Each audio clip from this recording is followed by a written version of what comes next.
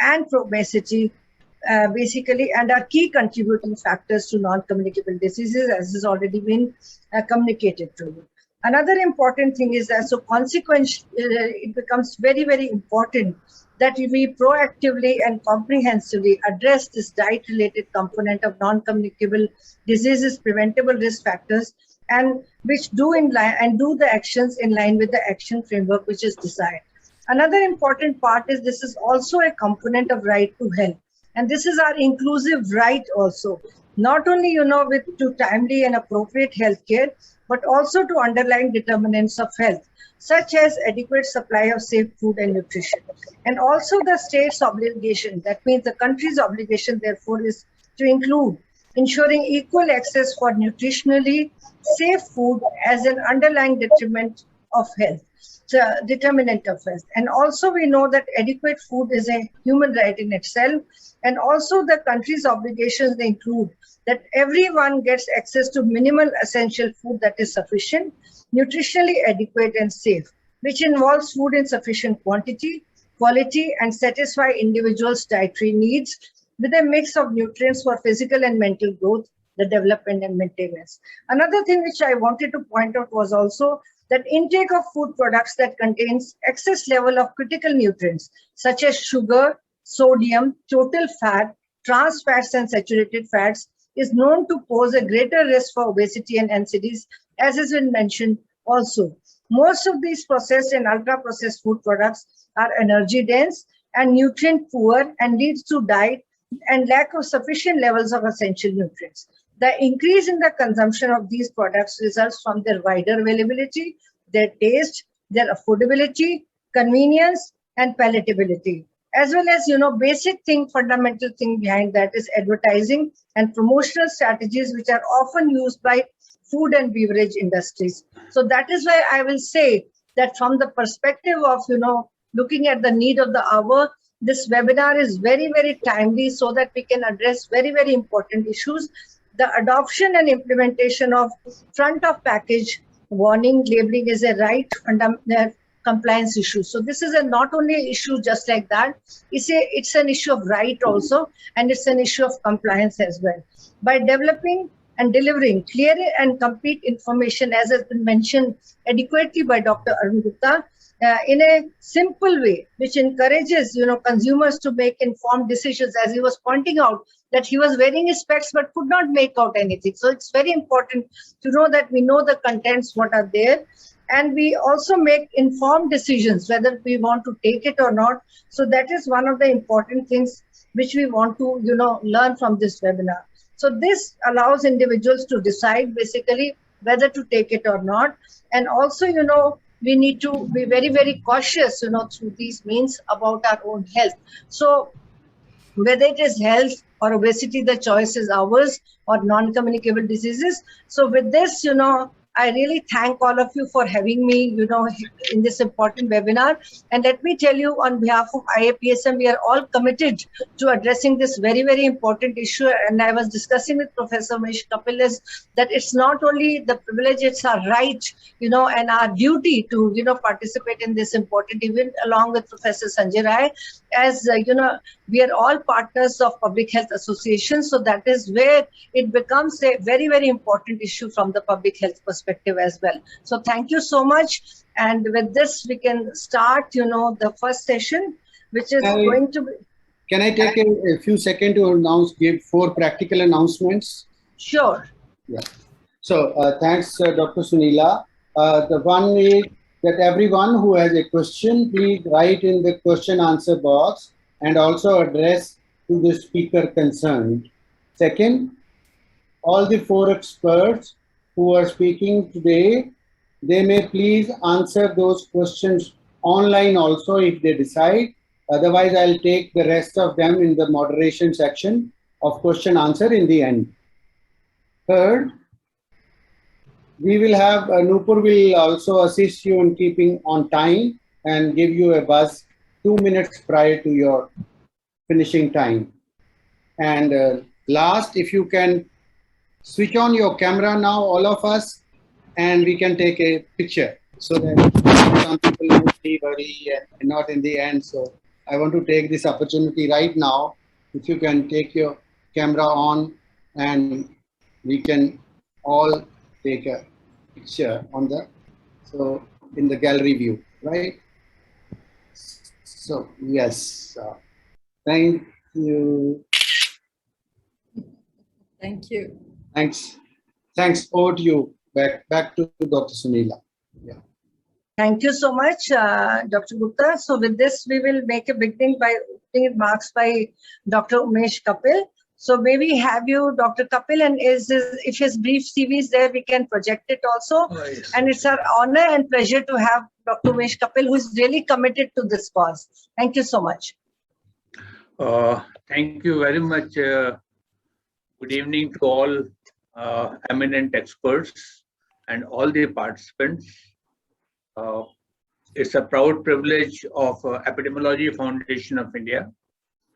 I express my most sincere thanks to BPNI, to Indian Association of Preventive Social Medicine, Indian Public Health Association, Indian Academy of Pediatrics Nutrition Chapter, for making the AFI a partner in this extremely important venture. Well, FOPL is one of the most important public health intervention to educate masses, the population, to take an informed decision. This is very important. What I am eating or what I am buying, I should know about it. What does it contain? It's very, very important. And I must admit over here, it's not that Government of India is not doing it. We have been working in this area, and WHO India Country Office tried to develop a nutrient profile model, and this has also been developed by WHO Zero Office, a nutrient profile model for all the 9 countries, 11 countries. And FSSAI, the Food Safety Standard Authority of India, has come out with detailed guidelines on FOPL. And as usual, we have a democratic system. We have circulated, the government has circulated to all the civil society members, all the scientists, all the industry people for their comments, so that we can take a final call in this. Well, as usual, Dr. Arun mentioned that the industry would try to delay it, it will try to dilute it. They want that the nutrient cutoff should be according to their choice. The nutrient to be included on the FOPL should be less. They also talk about the size of the FOPL should be what, and then they talk about the font size. So many things are there. I sincerely feel that this webinar would be a milestone for our country to create awareness about FOPL, so that people have a choice, informed choice. They can take an informed choice or make an informed choice on taking the food what they would like to eat. A consumer-friendly FOPL can definitely increase awareness amongst the population. It will also help in reduction of, or at least making the non-communicable diseases, diabetes, hypertension, overweight, obesity, into a regular, what you call, limits. Now, this is something important. The Government of India Ministry of Health and Family Welfare has also organized at least 20 meetings to develop guidelines for the foods which are high in fat, salt, and sugar. Efforts are being made. Only thing is,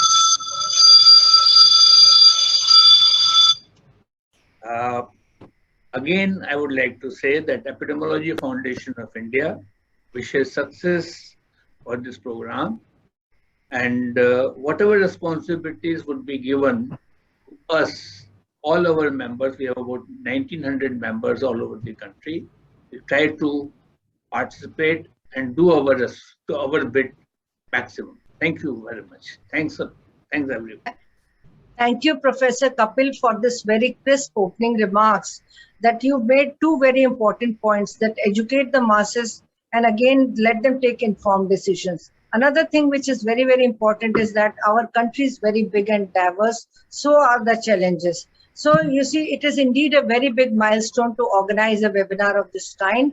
Our journey is long, but I'm sure over a period of time, we'll be able to, be progressing towards this direction, taking into consideration the diversity of our country.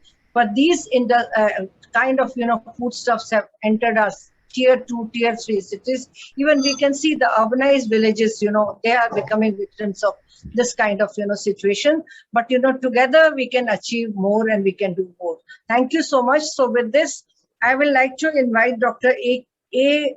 Rawat, who is President of Pediatric and Adolescent Nutrition Society, which plays a very, very critical role, in this direction. So may we have comments from Dr. A.K. Rawat, please. Madam, thank you very much. A very good evening to all of you.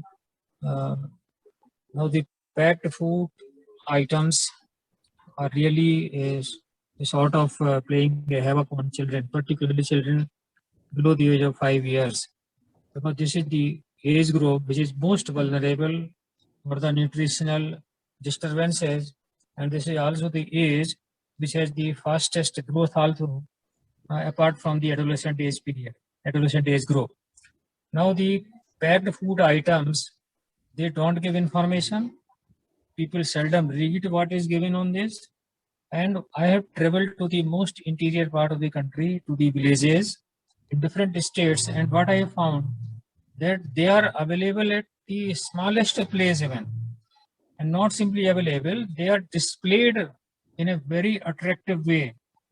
Their packing is so attractive, multicolored, and sometimes there is a gift is also given along with these packets.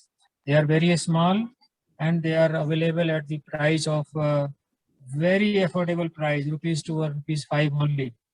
And so what happens, the children are instantaneously attracted to them. And once they get a taste of it, they like it to have it again and again. And this is the reason that this below the age of 5 years, they are having a very serious impact on them. This is the age group. We have a very high number of children who are stunted, who are underweight, and who are wasted also. And so I think that there has to be a this is a very strong reason that there should be labels should be very clear, visible in the local language, and boldly they should be given. And still, I feel just like IMS Act that they should not be displayed so prominently in the shops and the markets, because the display creates an environment when the children become the victim of this environment. And so there is a lot of that is to be done. Educating masses, Dr. Kapil said, is really will help us, and we have to reach to the places like schools where we can teach the children, young children, and the teachers. So when they grow up in the community, the message spreads, and somehow we are able to protect them. So this is what I feel, that there is a very strong reason for them. Thank you very much. I will stop here now. Thank you, Dr. Rawat, for your very lucid remarks and very, very critical and observatory remarks. As you really pointed out that these are creating havocs in life of children, but I will say even in youth, which you rightly pointed out, and in lives of adults also, because gradually they are also becoming victims of, this kind of food products, and which are widely displayed. And as you rightly pointed out that these have reached the last mile as well. In the remotest corner you can find these foods, and which are very, very prominently displayed, and they do not only come in the way of basically taking appropriate actions, but also lack of education also promotes to so many diseases, as has been pointed out earlier as well. So apart from taking education in schools, I think we should not miss any opportunity, which I'm sure you will agree with me that at every point of time we have to make kind of decisions, and don't lose an opportunity in terms of educating everyone at every level. Thank you so much. So with this, I think we move further. Our next presenter is Dr. Pushpa Garimaji, and she is basically author, journalist, and consumer rights columnist and consumer safety advocate. So may we have you, please? Yeah, thank you so much, for inviting me to this webinar, and I'm really happy to be part of this, group of eminent speakers. Let me now quickly, I think whatever I have, the notes that I've made, I think will go on for quite some time. So to keep to my time, I'll quickly go through some of the points. Now, some time ago, while researching on an article on choking hazards from tiny toys and toy parts, I came across a shocking phenomenon that the poor, illiterate rural consumers were increasingly buying or substituting healthy foods with these unhealthy pre-packed packages, snacks, costing about 5 to 10 rupees. And these were being given to children. And the manufacturers, in order to promote them, were putting little toys in them. And then putting a blurb on top of the package saying toy inside. And obviously, the rural consumers, neither the children nor the parents understood the word toy inside.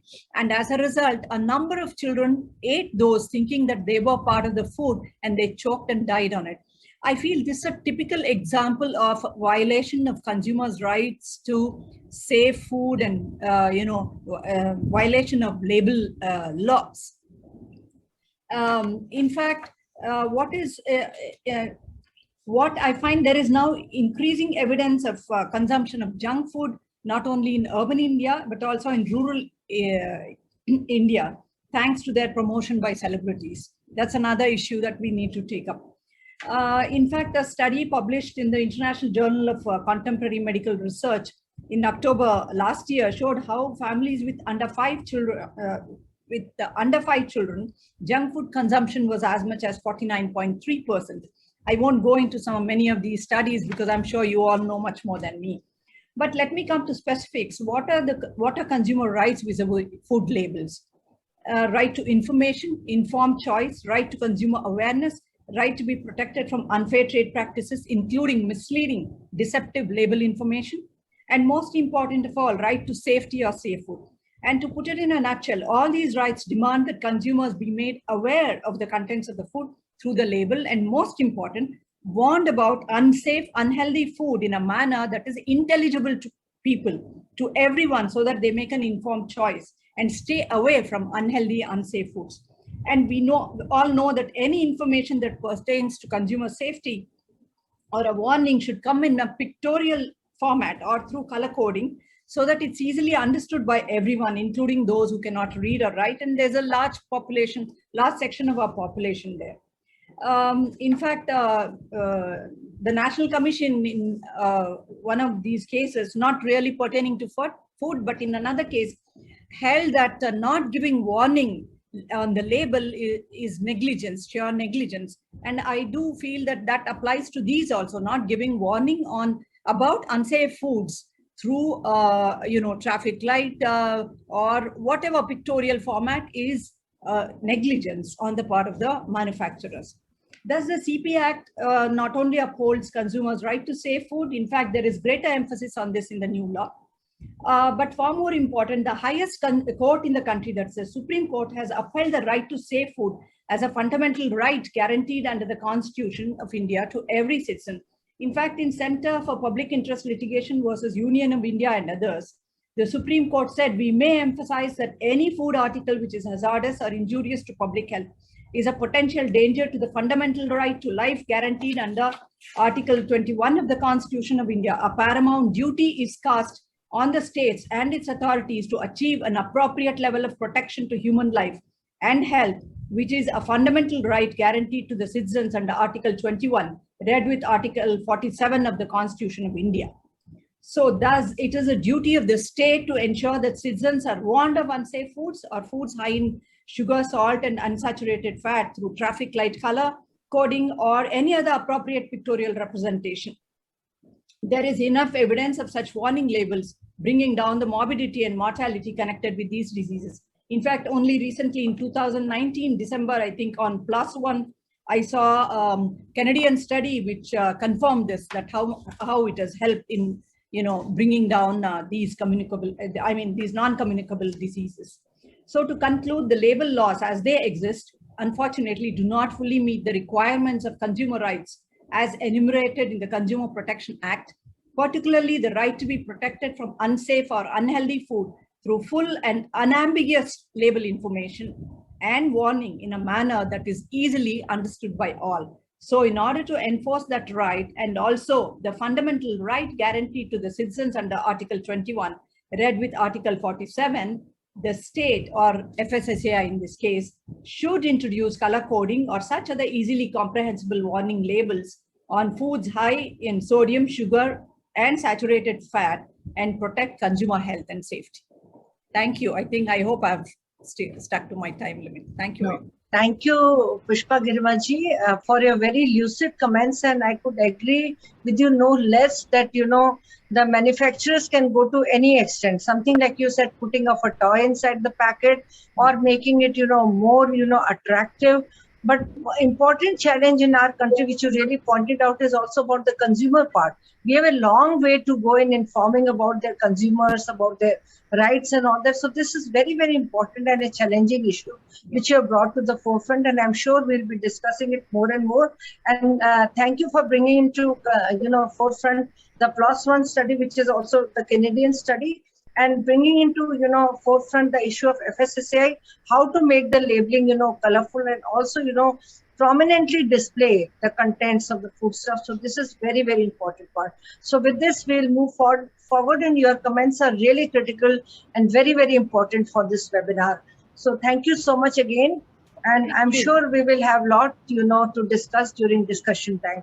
So now we will be going to Dr. Rachita Gupta, who is going to talk about need for front of pack labeling in India. And Dr. Rachita is the National President Officer in World Health Organization. Thank you so much. And I'm sure we have got, a lot of information about member states, but, the first-hand experience from Rachita is going to be very useful. Thank you so much. Thank you so much, Dr. Garg. Just give me a minute to share my screen, please. Is my screen visible? Not yet. Now it is. Now it Yes. is. Okay, great. So good evening to everyone, all the panelists, all the attendees, and thank you to BPNI for organizing a webinar on this important topic. However, my presentation will deviate a bit from the main topic of today, which is on warning labels, and instead focus on nutrient profiling, which forms the basis of developing any FOPL globally, not just the warning label. So I'll be talking about the WHO's nutrient profile model for the Southeast Asia region and its adaptation to the Indian context. Broadly, I'll be touching upon the rationale and aim of the model, the principles involved, food categories and nutrients included, as well as the thresholds developed as part of the model, and most importantly, the development process, which has direct implications for its adaptation to India. So implementation of the WHO's recommendations on reducing the obesogenic environment and promoting a healthy diet necessitates use of an objective method of categorizing foods that are component of a healthy diet and those that are less likely to be constituents of a healthy diet. Nutrient profiling is one such scientific method for categorizing foods and beverage items according to their nutritional composition. It provides a means of differentiating between foods and non-alcoholic beverages that are more likely to be part of a healthy diet and from those that contribute to excess consumption of energy or saturated fat, trans fat, sugar, or salt, or a combination of any of these. So WHO has developed several nutrient profile models across the globe, which are specific to the regional needs. We don't have a global model per se, but they are all specific for the regional needs. Each of these models are tailor-made to the regional food habits of the countries within those regions so that they are easily adaptable at the country level. One such model was developed by the WHO Southeast Asia region in 2017 to support countries in this region to implement the set of recommendations on marketing of food and non-alcoholic beverages to children. WHO's model is a credible nutrient profiling criterion that is based on authoritative scientific information. It reflects national dietary guidelines and eating habits of the population, and most importantly, is free from commercial and other vested interests. So as mentioned before, the primary purpose of this model is to support implementation of the marketing recommendations. However, it renders itself for other purposes also, which includes defining thresholds for front of pack labeling, setting taxes for sugar sweetened beverages, developing benchmarks for food sold in school cafeterias, aiding consumers to make comparisons between and within food products within a product category, and most importantly, to become a driver for product reformulation. Say, for example, processed foods that fail to meet the criteria for permitting them for advertisement to children might benefit from reformulation, enabling the manufacturer to continue to advertise them. So it would be a win-win situation for both if a product complies to the thresholds that are provided in this model, or for that matter, any other nutrient profile model that is used globally. The WHO's nutrient profile model was developed on the basis of the WHO Wipro and the WHO Euro model. It has been formulated to ensure that the front of pack labeling system, whichever is developed on the basis of it, is sensitive enough to identify and signpost differences in the healthfulness of products. So basically, to sort of ensure that no unhealthy product is incorrectly categorized as healthy, or any healthy product is incorrectly categorized as unhealthy. The WHO model dichotomizes food into those that should or should not carry a warning label and is appropriate for nutrient-specific warning labels as currently proposed by FSSAI. So we have one single threshold in this model. So anything above that is categorized as unhealthy. Anything below the thresholds for different nutrients, which I would come to later, is categorized as healthy. So that's why the dichotomy. However, it can be easily adapted to other front of pack labels which use different thresholds. For example, a traffic light system which has a red, green, yellow, it can easily be adapted to those sort of front of pack labels as well. So the nutrient criteria that applies to specific food categories are informed by the nutrient content of the products in the market. This allows criteria to be nuanced to the nutrients of concern for particular foods, which are considered in setting cutoff points based on practicability and consumer acceptability. Why I'm referring to this point is that during the several interactions with industry colleagues, with FSSAI colleagues and consumer organizations, some stakeholders raised the concern that the thresholds are very stringent and they are not really practical. Chocolates need to have some amount of sugar, desserts need to have some amount of sugar, some products, namkeens, need to have some amount of salt. So yes, agree with that. And those points, the technology to manufacture those products has been taken into consideration while developing these thresholds. The model is based on a categorical system, which is easier to adopt or modify than models based on a scoring system. It consists of 18 food categories. I'll come to the categories in my next slide. And it encourages comparisons of nutritional content of products within a food category as criteria are set that are specific to particular food categories, which vary in nutrients concern and the nutrient cutoff points. So you have one broad category, for example, say biscuits and cookies, and within that category, you can compare different products or different brands, or within the same brand, different varieties of the product, to see which one of them is more healthier, which one of them has a less amount of fat, a less amount of sugar, and a less amount of, say, trans fat or something like that. Also, the food categories proposed in the WHO model are aligned with the Codex categories, since all the food regulatory bodies are familiar with the Codex guidance, making it easier to adopt at the country level for various purposes. So this was done based on the several discussions that we had with the food regulators across the region, because for them it's easier to sort of implement it and also incorporate it in their existing regulations if it's aligned to the Codex categories, the food categories. And also when you're looking at monitoring compliance and sort of doing a surveillance through the government mechanism, it makes it easier to do that as well, since the Codex categories are well known to all the stakeholders across the chain of monitoring. The food and beverages that can be evaluated with this model are food categories which are usually considered to have high levels of sugar, sodium, added sugar, saturated fat, trans fat, and total fat. And the focus on negative nutrients is relevant from a population nutrition perspective, and it potentially improves the accuracy of label interpretation. For example, in India, currently the debate is going on, the industry is pushing that, if you have an FOPL and you are putting a warning label, then you should also have an FOPL which sort of translates in the nutrition and health claim that they are already making on the front of packs, right? You have claims made by agencies that, oh, this is trans fat free, oh, this is cholesterol free. So they want those also to be sort of translated into an FOPL, aside the negative warning label. That is just going to add to the confusion, and it's sort of, I would say, a buy-in tactic from the industry side.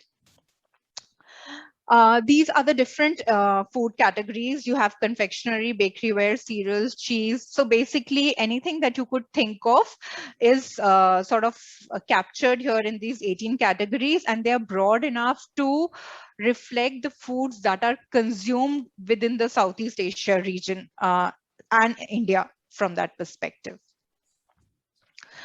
The model is designed to measure the nutritional quality of the food regardless of the quantity consumed. The nutrient profile score is always calculated per 100 grams. So there has been a lot of debate with the industry on, the FOPL should be per serve and not per 100 grams. That's why I just want to emphasize on this point as to why it's important to have a per 100-gram model and not a per serve model. So if you have it based on a per 100 gram, it allows consumers to make a direct comparison between products. And that is why it's also recommended by Codex. For example, it's about comparing apples and oranges. If you have a packet of biscuit, which provides you a serve size of 30 grams compared to a packet of chips, which provides you a serve size of 20 grams, it becomes very difficult for the consumer to compare the FOPL of one product compared to the FOPL of the other product and decide which one of them is more healthier for them. However, if it's the nutrient profiling is done on a per 100 grams and accordingly the FOPL is done on a per 100 grams, the comparison between food categories becomes much easier, and also within a food category becomes easier. However, if you're using a per serve approach, it introduces several difficulties. In India, we don't have the serve sizes which have been sort of regulated or standardized, and it introduces inconsistencies in serve size across food products and within the same food category. This, as I mentioned, it hinders comparison and can cause consumer confusion. Also, what it means is that labels would underrepresent the amount of nutrients in a typical portion that consumers eat, because what normally industry does is they put a small serve size than what usually people consume to show that, the amount of nutrient being consumed, especially the unhealthy ones, are low. So that's another tactic which is used. Also, serving size and consumption patterns are individual matter, and they cannot be standardized, especially across different age groups. So that all of these challenges are there when you use a per serve approach. Okay, coming to the basis of the model. So the thresholds for the WHO's nutrient profile model are based on the WHO population nutrient intake goals to prevent obesity and related NCDs and sugar and salt guidelines of the WHO. Food product is classified excessive, as I mentioned, in one of the critical nutrients if its relative nutrient content is higher than the corresponding maximum level recommended. So the threshold that is recommended in the model. The threshold criteria developed under two main assumptions. The first is that the daily energy requirement is approximately 2000 to 2150 kilocalories, keeping in mind the energy needs of a 10 to 11-year-old child. This is because, as I mentioned, it's developed specifically to target the marketing towards children. However, it does not mean that it is not applicable for adults, because if you will see the energy requirement for a moderately active adult, it's the same as the one for children in the line of 2000, 2500, 2100 kilocalories. So this was another argument that industry has been putting forth, that it's not applicable to adults. Of course, it is very much applicable. The second thing is, the second assumption that has been taken is approximately 25% of the energy requirement is from each of the three main meals, and approximately 10 to 12% is from each of the snacks, that is assuming 2 snacks per day. And therefore, the thresholds for energy have been calculated on the basis that each 100-gram product would provide about 230 kilocalories. And this figure also aligns very well with the threshold energy content of foods defined as energy dense by various agencies, including FAO. Coming on to the thresholds for different nutrients. So for sodium, the threshold is 1:1. Basically, for each kilocalorie, 1 mg of sodium is permissible. Anything beyond that would be considered as high in sodium or high in salt. So taking a 2000 kilocalorie diet, the upper limit that is recommended is 2000 mg of sodium, which translates into your 5 grams of salt. For sugar thresholds, what is recommended is that the product should not provide more than 10% of the energy from that product should not be coming from free sugars. So basically, added sugars is what is meant over here. For total fat, it is again not more than 30% of the energy from that particular product should not be coming from total fat, else it would be categorized as high in total fat. And for saturated fat, the threshold is set at 10% of the energy, not more than 10% of the energy coming from saturated fat. WHO's model has been validated for its content to ensure that it is able to discriminate between products based on healthfulness, and a rigorous 3-step process was followed for adapting the draft model that was developed by WHO CRO into a final region-specific model, which can be easily sort of implemented at the country level. The first step involved pilot testing of the draft model in 5 SEER countries, which included Indonesia, Maldives, Myanmar, Sri Lanka, and India. In India, it was done by AIMS. We have Dr. Umesh Kapil here, who had actually done this exercise for us with his team. This was done to ensure representation of Indian foods and their nutrient profile in the final model and assess feasibility of adapting it to the Indian context. So I would like to highlight this part because this is what makes it one of the most suitable nutrient profile models to be used by FSSAI or other agencies who are developing a nutrient profile model for India. What we had done was we had collected the nutrition information from the back of pack for more than 1,000 food products that are available in the market, and whatever information was available on total fat, saturated fat, total sugar, added sugar, sodium, energy. One of the observations we found was that since several of these nutrients were not mandated at that time. This exercise was done in 2016. And a lot of these nutrients were not mandated to be mentioned on the back of pack. We did not have the information there on the labels either. So until and unless you don't have something mandated, the industry is not going to give that information, is what message we draw from here. So once we sort of developed this database and we did the analysis, a stakeholder consultation was conducted, wherein multiple stakeholders from different agencies, including ICMR, FSSAI, different concerned ministries, all of them participated, and they deliberated on the applicability, feasibility, and strengths of the draft model and how it can be further augmented to be used in India in future once it's finalized. A similar exercise was held in the other 4 countries as well. Thereafter, as a next step, a technical meeting was held at the regional level to review and finalize the model. Results of the field testing exercise from all the 5 countries were analyzed, shared, and reviewed, and recommendations and directions were received from experts and country participants to finalize the model, which is sort of a standard process that we follow at WHO. Finalization of the model was done in line with the country recommendations, and conclusions obtained from the technical meeting. Countries were requested to comment further on the improved final model, and these were then incorporated into the final product that was published. So on my last slide, I just want to show how this model compares to some of the other globally, used models of nutrient profiling for FOPL. So if you look at the traffic light system, the WHO model aligns well with the amber or the medium of the traffic light, which is commonly used in UK and other countries. As far as the Chilean model is concerned, the thresholds of WHO are very well aligned to the final thresholds of the Chilean, or the one of the most famous warning label systems that are used globally. So I would just want to end my presentation here, and it would be a pleasure to take any questions after that. Thank you.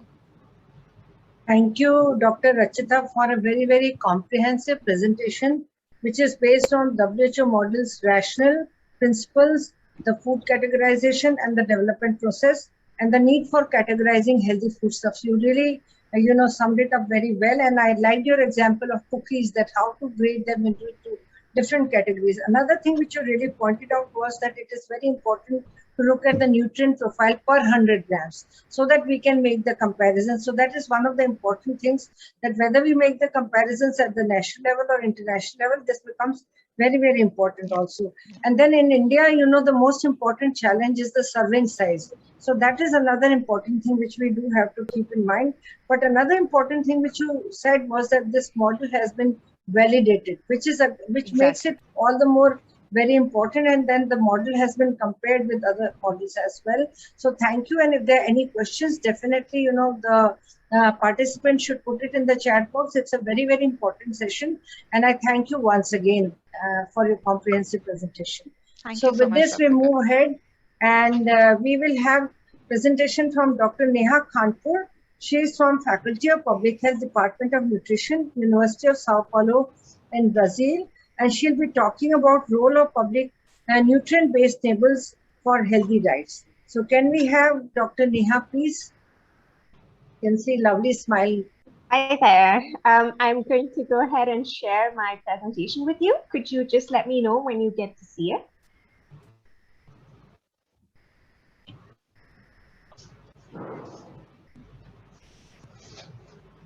Do you see my screen? Yeah. Okay. Great. Put this down here for now.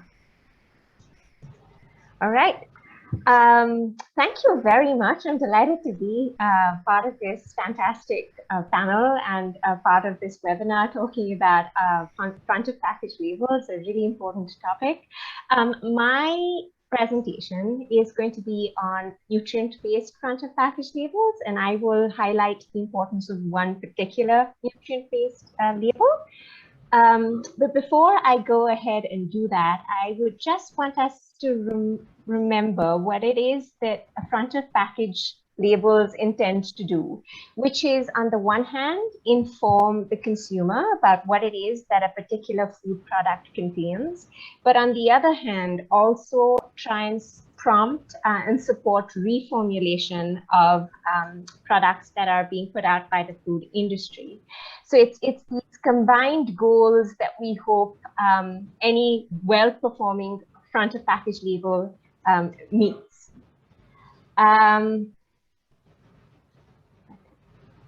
Okay, so if we were to think about the mechanistic pathway by which labels, actually influence behavior, which is like the purchase and the health outcomes, this would be one such sort of flow chart that would help explain that. So I'll just walk you through very quickly what this would mean. Essentially, if there was a policy on label implementation, the consumers would be exposed to this label and its message. There would be some sort of cognitive response. They would understand what the message is saying.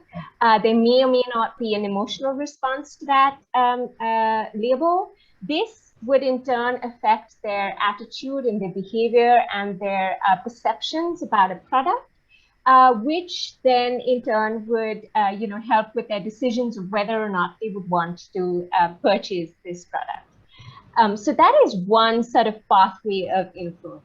The other is through product reformulation. Excuse me. So through here, the food industry would be encouraged to reformulate products and put out products with healthier nutrient profiles, which in turn, adds to a healthier food environment, a food supply, and food intake eventually of consumers. So there are a whole host of different front of package labels that are currently implemented across the globe. Nutrient-based labels are just one of many. What you have in the screen in front of you are what we call interpretive front of package labels. So things like the Nutri-Score, which essentially presents a summary of how healthy a product is relative to another. The healthier the nutrition profile of the product, it displays a letter between A and B, and the less healthy the product, it probably displays the letter D or E. Again, this says nothing about particular nutrients. It just gives you an overall sense of what the profile of that product is. Similarly, with the Healthy Star rating, this is, it just tells you by highlighting the number of stars. 5 stars means healthier. 1 star is less healthy. What the overall nutrition profile of that product is. You also have other endorsement driven front of package labels like the keyhole, the choices label, the healthy heart tick. Essentially, these labels are, again, summary. They don't tell you anything about particular nutrients. They're just present and displayed in front of packages that are relatively healthier and that meet particular criteria that underlie these front of package systems. We then move into the more nutrient specific front of package labels. One example of this is the GDA, the Guideline for Daily Amounts. What this does is essentially present very factually the quantities. There's a lot of numeric information here of certain key nutrients of interest. Again, there's nothing beyond this. It's very factual and it's monochromatic. Taking that nutrient-based label one step further is what we call the traffic light label. I've heard this alluded to several times in our webinar so far. And this is essentially the GDA. So it still presents numeric information for, in this case, servings on key nutrients of interest, but it goes one step further and presents color codes the nutrients depending on their content within the product. So every product that is eligible to display one of these traffic light labels will have some content displayed for fat, saturated fat, sugar, and salt, if those were the nutrients to target. But the colors in which these would be displayed would vary depending on the actual content of that particular product. We have a slightly less numeric take on the traffic light symbol, which is textual. So here there's no numeric information presented. It just indicates and signals what nutrient is high in red and what nutrient is low in green in that particular product. Similar to the traffic light system here, this product, these front of package labels as well are presented on all products, and they just vary in the colors that are on display. And then what we have very recently implemented in Chile are the high-in nutrition warning systems. These, display only nutrients that are in excess in the product. So only if the product has one of the critical nutrients in excess will it carry this label. Our colleagues at the University of North Carolina have developed these maps, very helpful maps to essentially display where in the world, what kind of nutrient labels, front of package labels are currently implemented. All of the interpretive endorsement type labels have been implemented in these countries that you see in your map on a voluntary sort of basis. So we have, including here, the traffic light label that the UK has. The warning labels, on the other hand, are implemented on a mandatory basis in a lot of Latin American countries.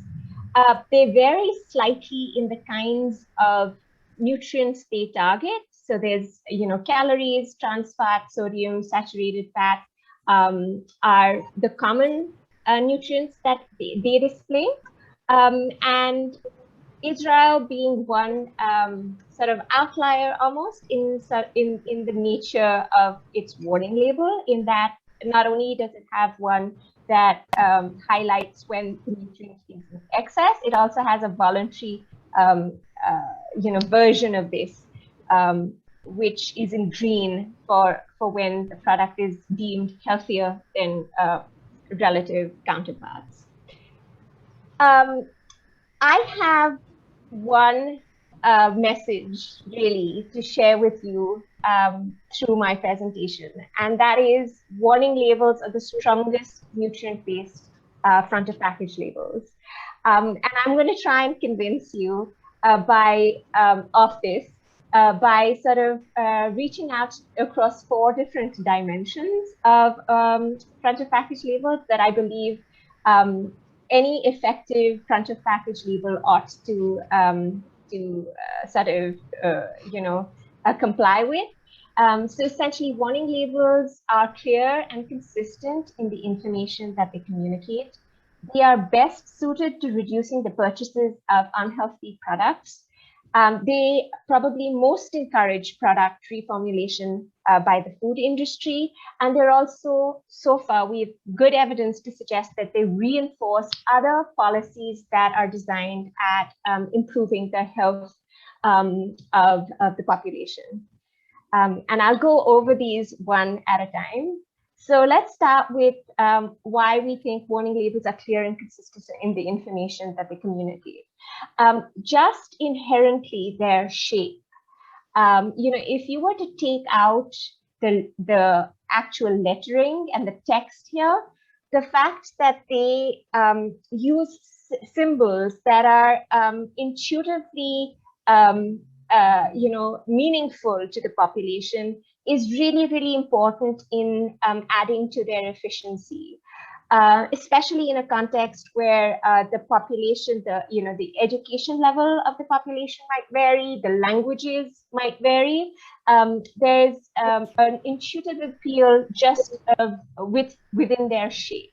So here, the picture that I have in the screen in front of me is the octagon, which was displayed is implemented in Chile and has been adopted in various other Latin American countries. Their color is another feature that I'd like to highlight. The contrast in the white and black against a colorful background of a packaged food product really makes them stand out. They have other design elements like having a white background to further sort of demarcate them from other visually distracting elements of the packages, the health claims, and the various other promotional aspects of the package. All of these really contribute to a strong nutrition profiling system.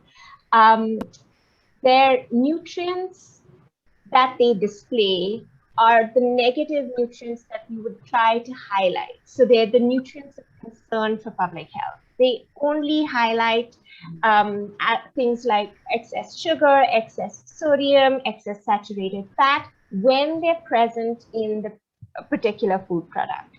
They're also reinforcing in a manner. So if one product displays excess of sodium and excess of sugar, just visually to see one label and a similar label sort of, on the same product essentially reinforces the unhealthiness of some of these packaged foods. They're only ever present on non-core discretionary products, ultra-processed food products, and not, for instance, other labels which highlight, some of the more endorsing kind of labels could be present on, essential minimally processed products as well. But warning labels essentially, if anything, underscore that hierarchy between ultra-processed food products and sort of everything else that we have in the food supply. So the fact that they target critical nutrients that we want to avoid, the fact that they reinforce, the fact that they are present on non-core products is something that adds to their appeal. I want to just highlight, in contrast, what it would look like if we had another nutrient-based frontal fact label like the traffic lights symbol here. So this symbol on an actual product like the soup has 2 green and 1 red, which sends very mixed messages to consumers who are trying to evaluate the healthfulness of these products. I'm not sure I'll get to this in a later slide, but you'll actually see we've studied how these sort of miscommunication is ambiguous for consumers. This is just to reiterate how they're better understood. Warning labels are really much better understood than any other type of nutrition label when they're present on packaged food products. This is essentially to just show the improvement that consumers had when they saw a packaged food product without any label, and then when they saw it with one of these 2 labels, with a traffic light label or a warning label, there was a significant increase in their understanding. Same with their perception of how unhealthy they thought these products were. There was a significant increase in how unhealthy people thought these products that actually carry warning labels were. All of this is, further evidence of how effective warning labels are compared to any other nutrient-based front of package label. I want to also just quickly highlight that the ambiguity that we spoke about with having green, green, red displayed on a traffic light label, or a yellow, green, red displayed on a traffic light label, it actually overrides consumers' intuition about that product and gets them to make worse choices. So this graph in front of you is just to reiterate that in a condition where the only information people had was the actual image of the product, they performed better in their assessment of the unhealthfulness of the product than a traffic light label. I'm going to wrap up very soon. So just to say that these products, these labels, not all nutrition-based labels are equal. Some of them have unintended consequences that we want to be aware of. They're best suited, warning labels are best suited to reducing unhealthy purchases. We have seen this in experimental evidence, studies that we have conducted, but also in real life contexts where there have been significant reductions in the calorie and sugar and the sodium content of foods that people actually buy. They really encourage product reformulation simply because the industry cannot use the green signal on a traffic light label, for instance, to sort of improve the profile of some of their products. So in that sense, they really discourage maintaining an unhealthy profile on a product. And we've seen this in work from Chile, how there has been a reduction in sugar, and the number of products that would have otherwise been eligible for sugar or sodium, they have reduced with the implementation of a warning label policy. Just going back to this quick pathway of influence to say that, look, warning labels have been shown to be superior in this pathway, which is the consumer-based pathway and also with the industry product reformulation pathway. And my last point that I want to make is how they reinforce other policies. When we're trying to create an environment that is supportive of healthy choices, that is supportive of, healthy, generates a healthier food environment, we don't want to be looking at just one policy. We want that policy to also work with policies that want to reduce marketing to children, that want to take away health claims on products, that want to restrict the kinds of foods that are available in schools. And we've seen this in Chile from the example there, that products that were eligible to display warning labels, they no longer can have promotional aspects, especially those directed at children. They cannot have health claims, and they cannot be offered in schools. So there's sort of like a reinforcement of other policies as well that warning labels can really help with. And so just to reiterate then, the evidence is pretty consistent that warning labels are the strongest nutrient-based frontal package label because they're consistent in their messaging, they're best suited to reducing actual purchases, in actually changing consumer behavior.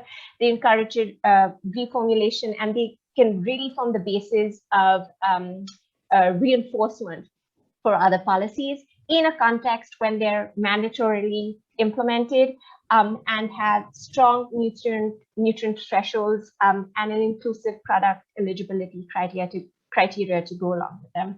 I apologize, I think I may have gone over time, but thank you so much for your attention. I know you're joining in from all over the world, and thank you so much for having me be part of this webinar. I'm available to respond to any questions that you may have. Thanks very much.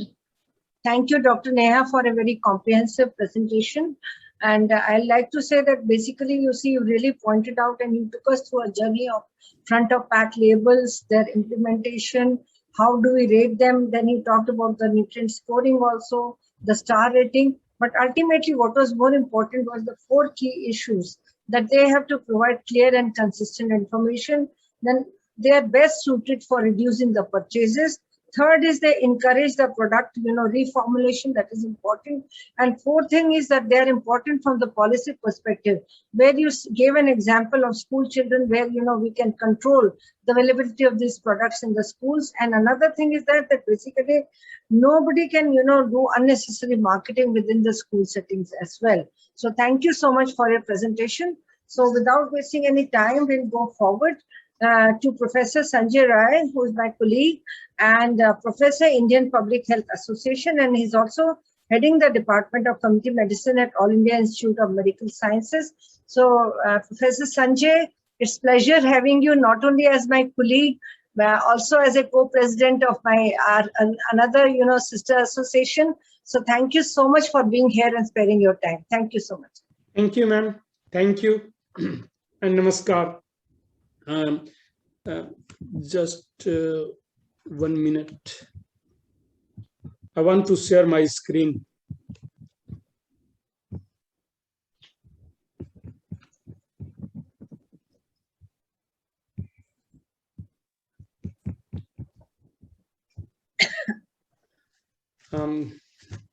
Thank you, and Dr. Sunila Garg. Just one correction. I'm not the head of department. I'm professor in the community medicine department here at Center for Community Medicine, All India Institute of Medical Science. Dr. Sasikant is still head of department. Oh, I thought that it is written so. They have written. They have written. Although I requested them to kindly remove this, but okay. Thank you. So namaskar, all the eminent panelists, Madam Dr. Sunila Garg. Actually, she was in the MMC when I was senior resident there. So since almost last 30 years, we know each other.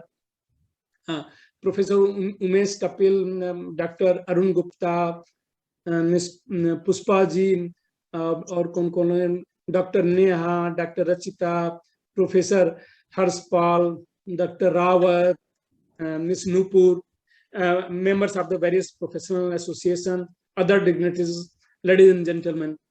First of all, really, I would like to thank BPNI for having me here, especially Dr. Arun Gupta.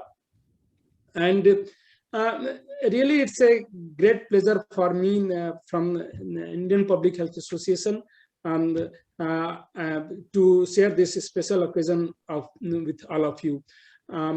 Actually, last two speakers, they have made my task very easy. Almost they have covered the entire FOPL issues. So there are repetition of the few slides. So I will save time there, and I will skip these slides. So we all know the universal ability of the various type of foods, as Dr. Arun Gupta mentioned in his inaugural speech, that they are present with the various name: ultra processed food, processed food. But some of these foods are definitely unhealthy foods. We can say that these are the unhealthy foods and responsible for many diseases and poor health condition, worsening of diabetes mellitus. Even there is a causal association with the high salt intake with a high hypertension. Many cancers are associated. There is a strong association with these foods with many cancers. But the fact is, our consumers are not aware about the harmful effect of these foods. So through this front package labeling, we may inform our consumer, our citizen, to take a right decision with the right type of information. So there is no need to cover already. Dr. Neha covered this. What is FOPL? As name indicates, it's a front of package labeling. Instead, the contents per serving of the energy and of several substances, most commonly saturated fat, sugar, sodium, or salt, etc. And this green various color coding already covered by Dr. Neha, so I'm not going to waste my time here. It's not actually objective of FOPL, but these are the strength, I can say, of FOPL. So an efficient tool for increasing consumer awareness of the foods, nutritional quality, and encouraging healthier choices, considered to be your powerful and simple tool for discouraging consumption of processed food. Through this FOPL, this can be done. Enable food choices that prevent and are manage chronic diseases. Standardized presentation to decrease consumer confusion, allow comparison among food and food purposes. Purchases. So why all this? Just to take the informed decision. And this is a fundamental right that Dr. Sunila Gar mentioned. See, this is the right of consumer to know about the packet ke andar kya hai. So they should know. So these are the type of labeling, again covered by nicely covered by Dr. Neha. So I'm not going to discuss the same either nutritional specific or summary indicators or various food group information. All these three components covered by Dr. Neha. So I'm not going to cover this. So compulsory labeling for like nutritional information, energy value, although she also covered this, but ways, non-ways information related to food additive, colors, etc., name and complete address of the manufacturers as per our regulation. We have in India also, we have some regulation for this FOPL, but as per these regulations, these are the bare minimum thing that a manufacturer must do. But the problem is the implementation of these guidelines. Lot number of batch number identification, date of manufacture, and the packing instruction for use. Many of them are already there on the food package. So these are the compulsory warning sign on the various products. Like one example is your tobacco. We all know we have a very good this FOPL on the tobacco product, like one is this cigarette packets, and you can see the impact of all these also. Gradually, if you see in our country, definitely there is a decline trend of smoking. There are other packages also on various other non-smoking products, so like some chewable products, tobacco chewable products, etc. So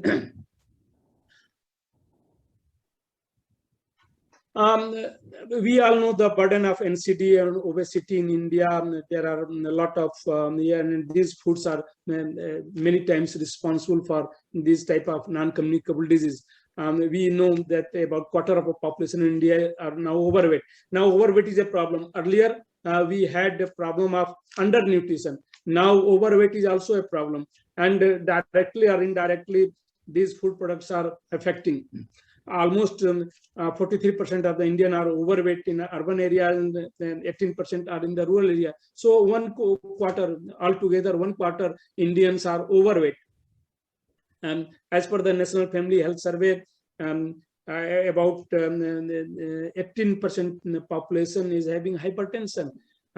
If you see diabetes, adult population, 7.7%, almost 8% population, they are diabetic. India is known as a diabetic capital of this world. So these are the problems, and so it's a really need of our to look on these issues, especially nutrition related issue, and FOPL is one of the most important issue I can say at this moment. Sorry. So India's food processing industry, if you see, India's food processing sector is one of the largest in the world and expected to reach almost $535 billion by 2025-26. So it's a really very big business model, this food industry. So there should be a balanced approach between a science and this also. We can't say that you must stop there, and that part is nicely covered by Dr. Rachita. So there should be a balanced approach between your commercial interest and also health interest. So FOPL implementation problem in India, limited awareness about the harmful effect of the processed food. Majority of us, even the educated society, first there is a literacy rate is low in India. There are very few states, but even in the literate group also, there is a limited awareness about the harmful effect of all these processed food. Even forget about other literate, even in the healthcare providers, there is a lack of awareness about the harmful effect of this processed food. So the process labeling format appears to be aimed only at individuals who are literate and nutritionally aware. Although all these packaging, they are in numeric form. It's not in pictorial form. So the access is even limited, and even those who are literate, they are not aware. I'm nicely covered by Dr. Neha, the same mechanism. So I'm not going to cover this. This is the same slide. So we all know the effect of FOPL on health, covered by both Dr. Neha and also Dr. Rachita. So the recommendation package nutrition, what should be the recommendation of this? So be highly visible and salient, no doubt it should be. Then convey a simple and easy to understand message. This also covered by, nicely covered by Dr. Neha. Limit or avoid numeric information.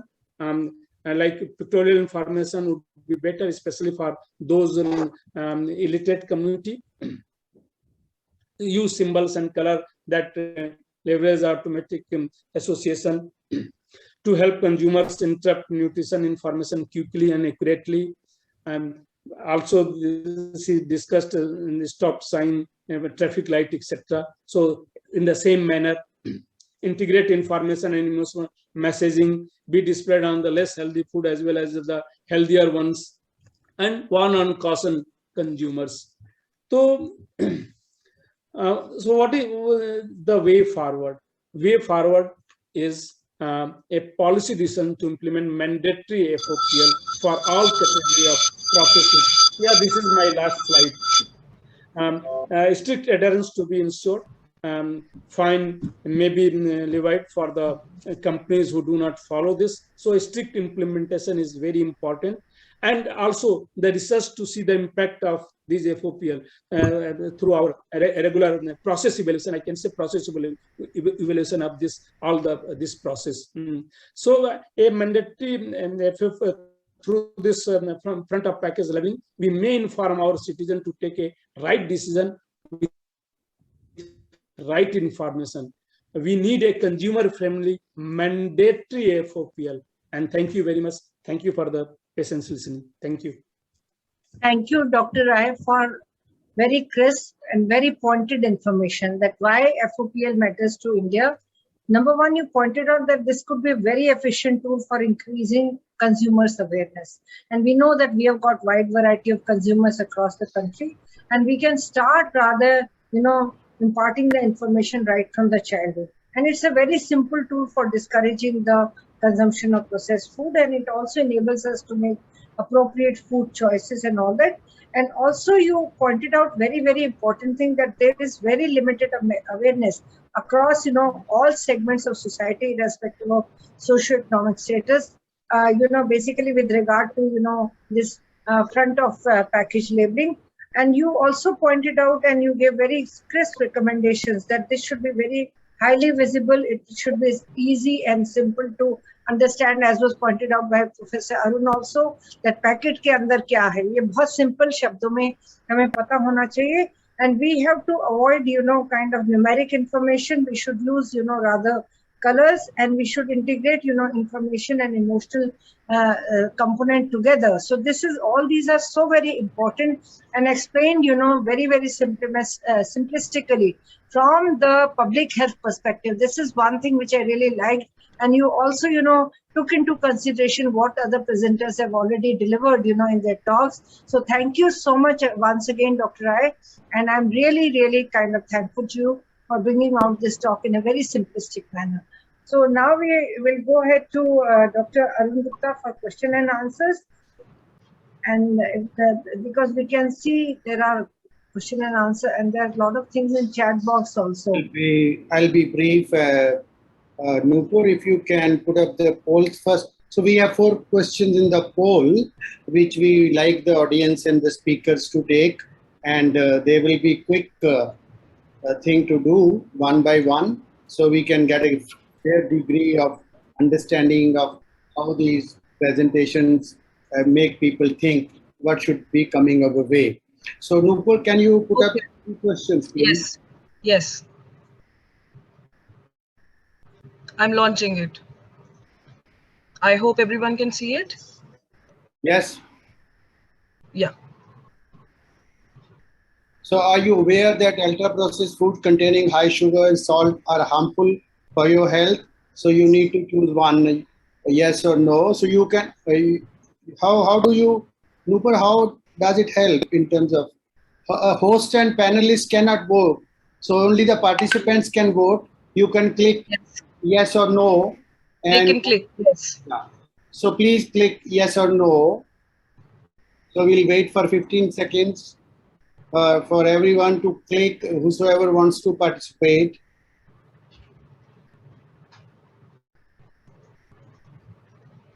Only so I can see it here. Only 9 out of 113 people have voted. So I would request all the participants. Kindly click. Yeah. Can you take see time? Like, yeah. 21 people now. It's okay. I mean, whatever the number, Nupur, we will go by times. So yeah, so we can give them a minute or so. No, 30 seconds for each question because minute is already running late. So 30 seconds for each question, and I think this is just past 30 seconds for the question number 1. Question 2, we have If a bold warning label of excess sugar and salt is provided on the front of package, would it discourage you to buy it? For example, as Dr. Sanjay showed, warning on the cigarettes. Yes, no, or maybe. So please take one of them. So your time is 30 seconds from now.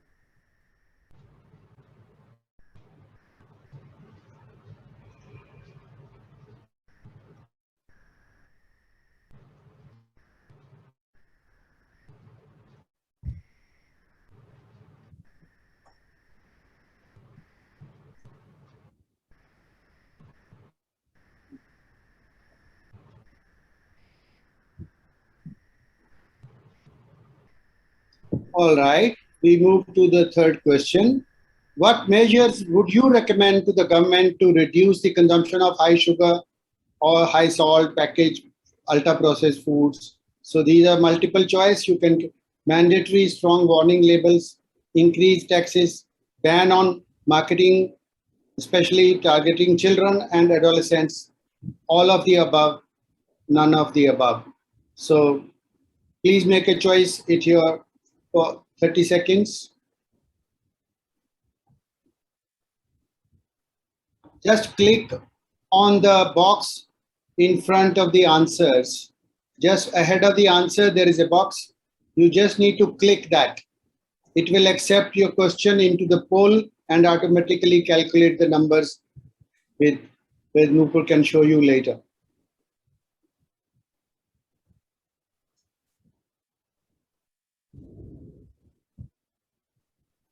And the last one, would you like to join our network of public health and nutrition advocates for this particular work? So we are developing a network. We already have more than 60 people joined us from the last webinar. So we will also send you a questionnaire on that, those who have attended and those who have not been able to attend. So if you would like to join, please click yes. So that would mean that we will share with you the developments of this particular issue, whether we are developing a recommendation or a call to action or petition or whatever actions like position statement we take, we share with that network for their comments. So if you want to say yes or no, so that's okay. 30 seconds are over for this question also. So Nupur, can you end the poll? Yeah. Yeah. So I'm ending the poll. 72 people responded. Okay, so allow me to share the results, sir. Yes, sir. Yes, Nupur, please. Okay. So All right. you see? Yeah. Yes, that people know about it. People do want 85% want a strong warning. Some of them say, yeah, maybe. Measures, people do recommend, most of the people recommend all of the above. And many people also say, yes, they would like to participate. Thank you very much for participating in the poll. Now I come into the questions. There are two questions which have come to me directly. One is to Pushpaji, how do we complain? That one question that people say, I have low sugar, I have, low gluten or free of gluten. How do you test and where do you complain about it? And about the Consumer Protection Act you mentioned, if there is a misleading ad, where do you complain about it? Yeah. The first question is, where do you complain about misleading label information? Is it? Yeah. Yeah. Now, misleading label information, actually now under the new Consumer Protection Act of 2019, there is a regulatory authority called Central Consumer Protection Authority. So one can write to them because these are issues affecting consumers as a class. So they will take up such issues and then they write to the manufacturers and then ask them to stop such misleading information, and they can also impose a penalty on them, and they can also, ask them to pay compensation to consumers. So that is one way of doing it. There was another question? misleading advertisement. Misleading advertisements. So as far as misleading advertisements are concerned, well, again, Consumer Affairs Ministry has set up a website specifically to deal with misleading advertisements. So one can go onto this website and then send the complaints, register your complaint. So the government in turn will send it to the various departments. Also, some of them are sent to Advertising Standards Council of India, ASCI, and they will investigate, and then if they will try to get those advertisers to withdraw the advertisement or modify them. And if that does not happen, they will refer it back to the government. So that is the process. Of course, under the new Consumer Protection Act, again, the regulatory authority can impose heavy penalties on advertisers for misleading advertisements, and they can also, in fact, impose penalties on endorsers, celebrity endorsers, or anybody who's endorsing a product which turns out to be, the information in that endorsement turns out to be misleading or false. So they can also be hauled up. In fact, for celebrities, there's a very heavy penalty, but for others, they can even be jailed under the new law. Okay. These Thank are the provisions. you. Thank you, Pushpaji, very much. And I would appreciate if you could also share with us the related links and the Supreme Court judgment you mentioned in your talk about the Supreme Court judgment on using the Article 21 and 47. Yeah. That we will appreciate. We can use it in our communications in future. I was not aware, except that Supreme Court once warned the FSSAI to shift the panelists on the FSSAI panel, like Coca-Cola and Pepsi were there. So Supreme Court ordered them to remove them from there. Now the stakeholder meetings and other things are full of industry. So we are still struggling how to deal with it, but that will be helpful to us in that sense. Yeah, I'll do that. Second question goes to Neha. The suggestion is, Neha, I'll read out the suggestion that such foods, the ultra processed or the unhealthy foods, contain the message: consuming this food may lead to diabetes, high blood pressure, etc., etc. How would you react to it? I think we've actually got some literature and evidence from sugary sweetened drinks to say having verbal warnings like the ones that you just spoke about helps to some extent in decreasing people's intentions to purchase this product. However, when we're talking about change and awareness generation at the level of a population, I think we need to look to policy options that are quick, that are simple, that are intuitive, that don't have these texts, long texts, that that really stand out and capture people's attention. And anything that is that long in length is going to be very hard to use as a warning label. The other aspect is that would only apply to very select group of products. You have to then start sifting and categorizing products by what product increases diabetes consistently, what we have evidence for, what products increases a risk for cancer that we have. So I think we're getting into a little bit of a minefield, unlike for cigarettes, where there is just one ingredient list, so to speak, for cigarettes. With food, ultra processed foods or otherwise, there is so much variety. We need responses, we need options that fit across the spectrum and not something, and can be understood by people across the spectrum, and can stimulate this kind of like apprehension with the food industry. And I think warning labels fit that bill. These sort of pictorial sign like warning labels fit that bill better than any of these other options.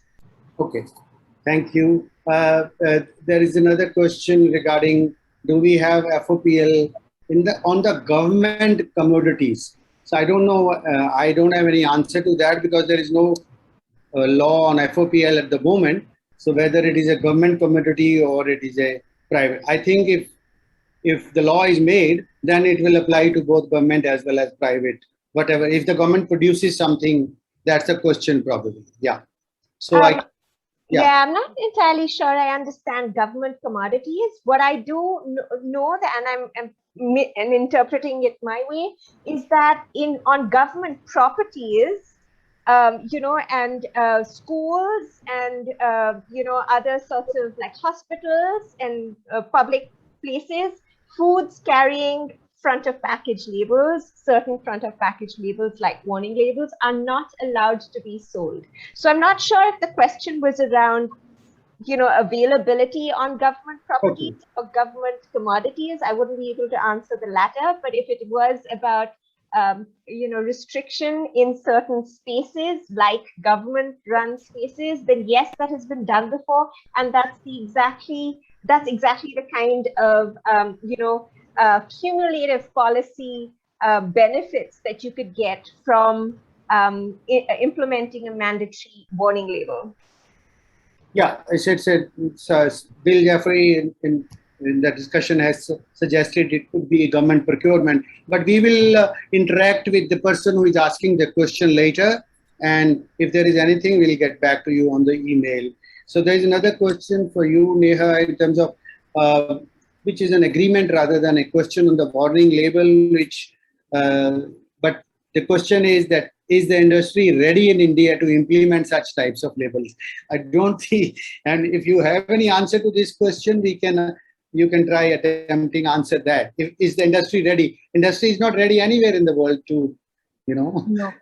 I'm happy to try. So if you're just going back to the previous point about procurement policies, absolutely, those could then be you know, informed by something like a warning label, where you'd only procure food items that do not have warning labels within government run programs, for instance, if that was something that, if that was the question of the participant.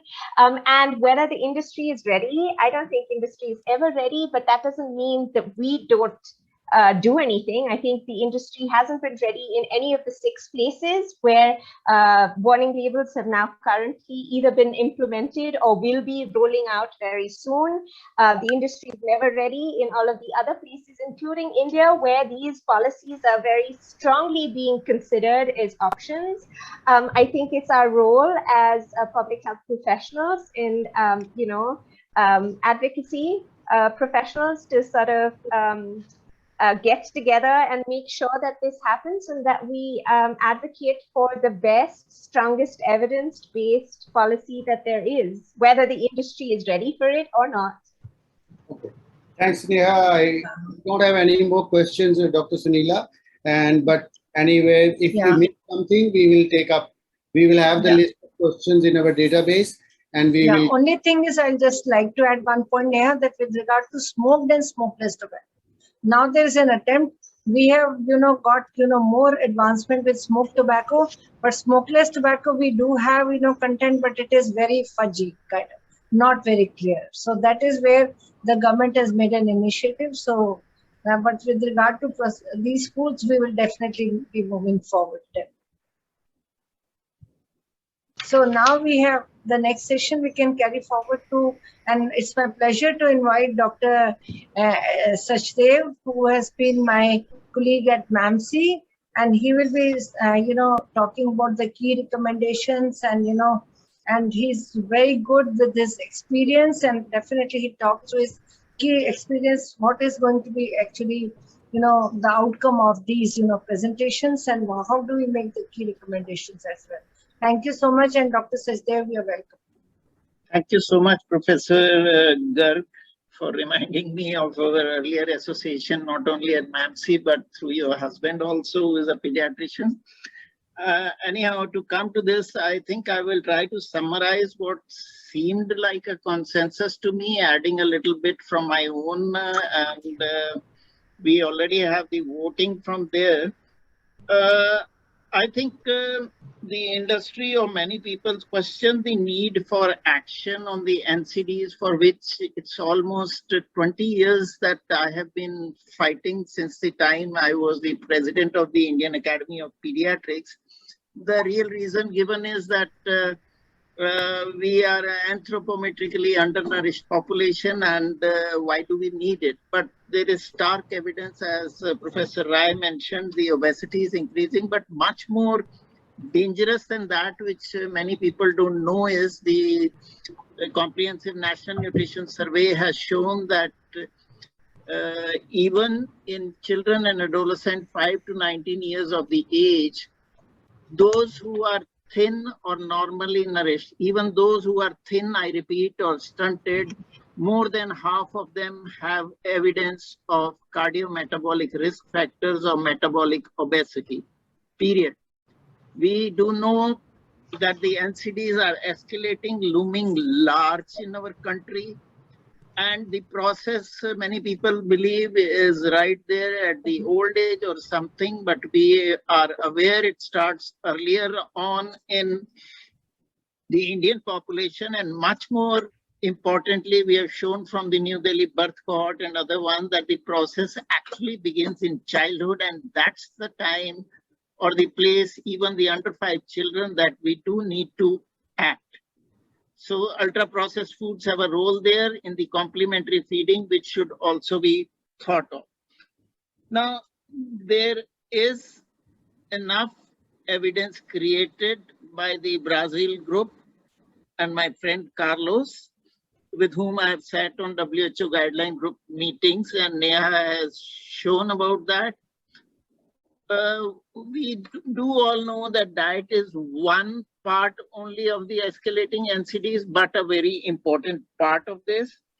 And these interventions have been shown to work, and the ultra-processed food intake in very excellent randomized controlled trial design has shown that it leads to cardiometabolic risk in very short time of 4 to 8 weeks. 8 weeks, I think it was, which is there.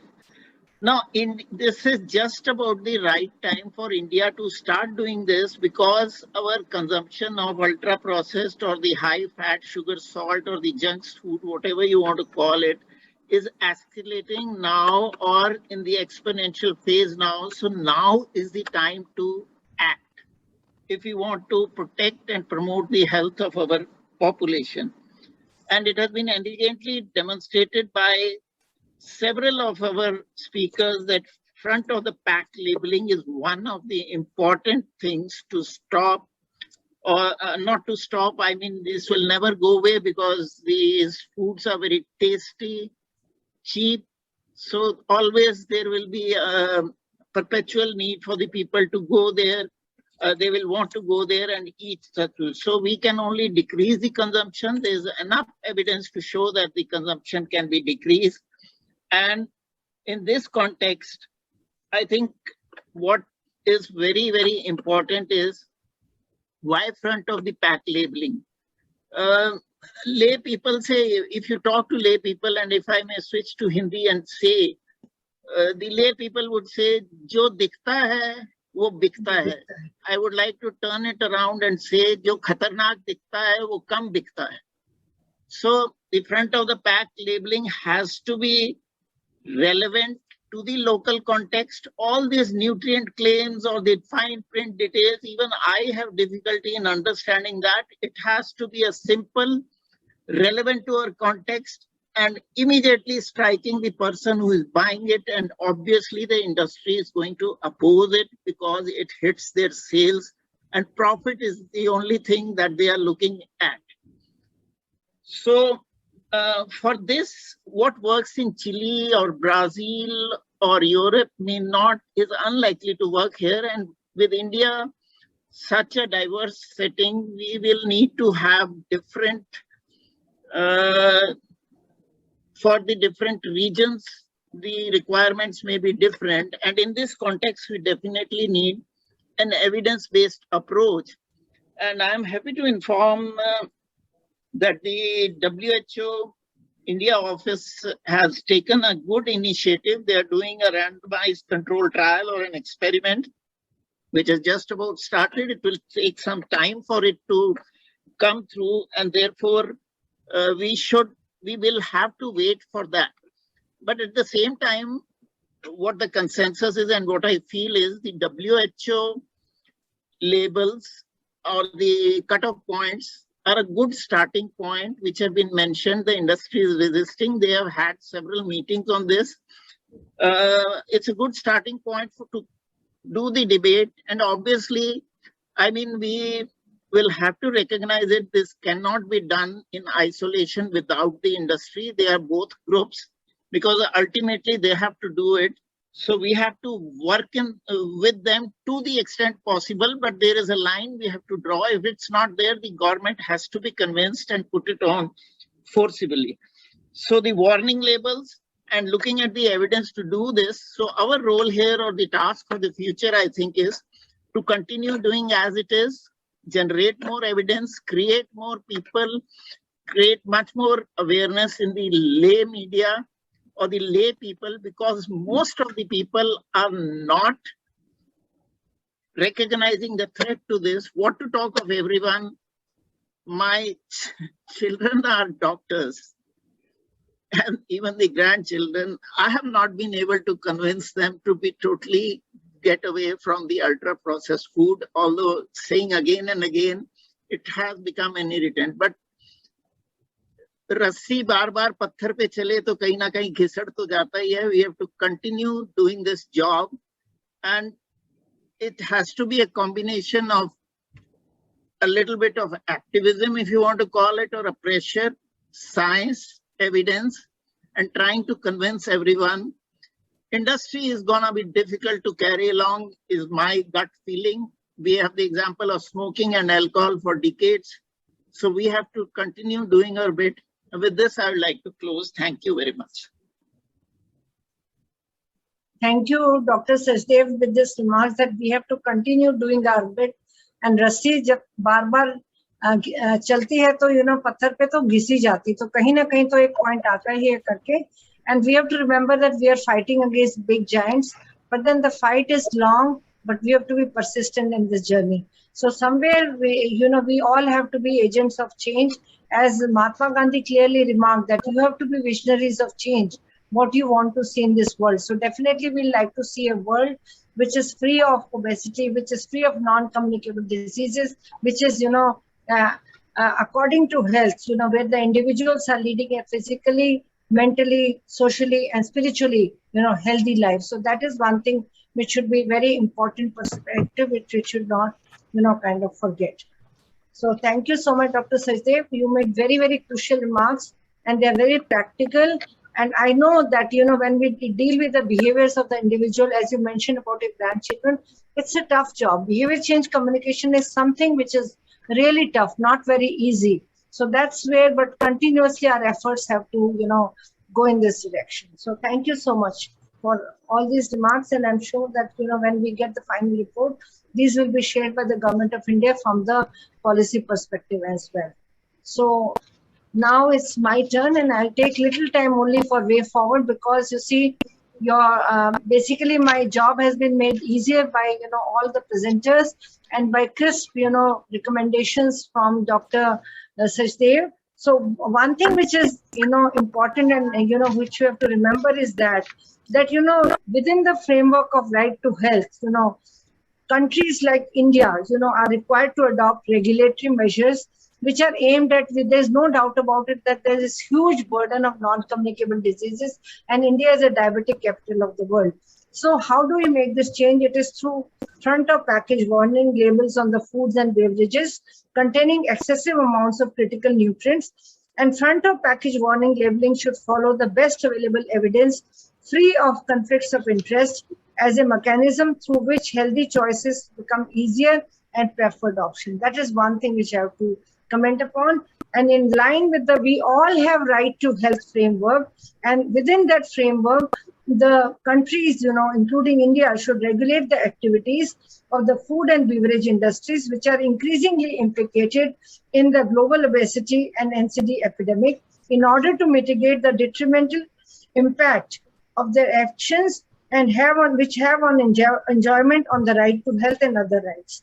We also, should decisively counter undue influence of corporations, which is so very important that, we have to counter against these industries on government decision making by strengthening legal framework, as has been rightly pointed out by Pushpaji. And we have to see that, and safeguard the policies that protect the right to health, and such as front of package warning labeling from commercial and other vested interests of the food and beverage industry.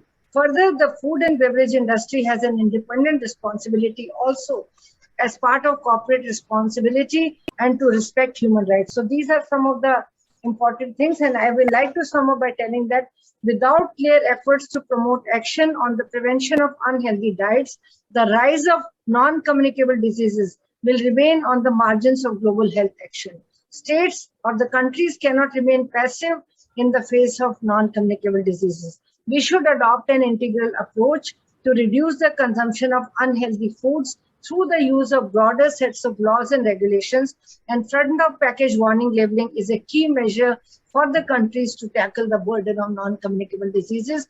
And now, India is one of the most progressive countries, and where you see the consumption of these kinds of food is very, very high.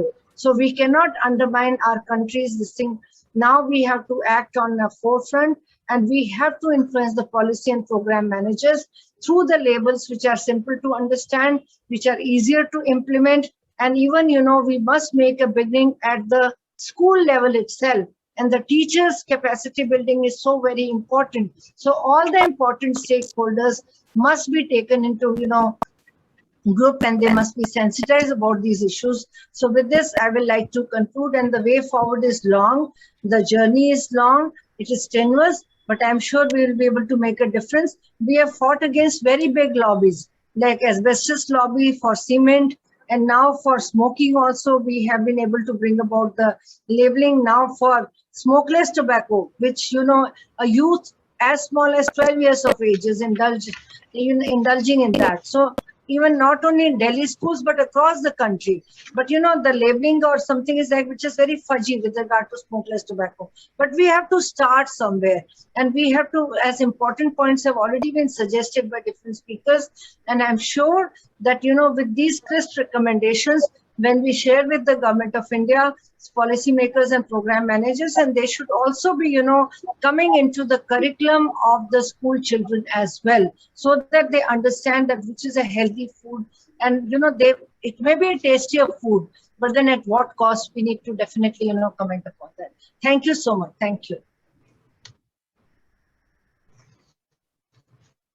So now we are coming to the end of the session, and thanks a lot, Dr. Sunila, for you.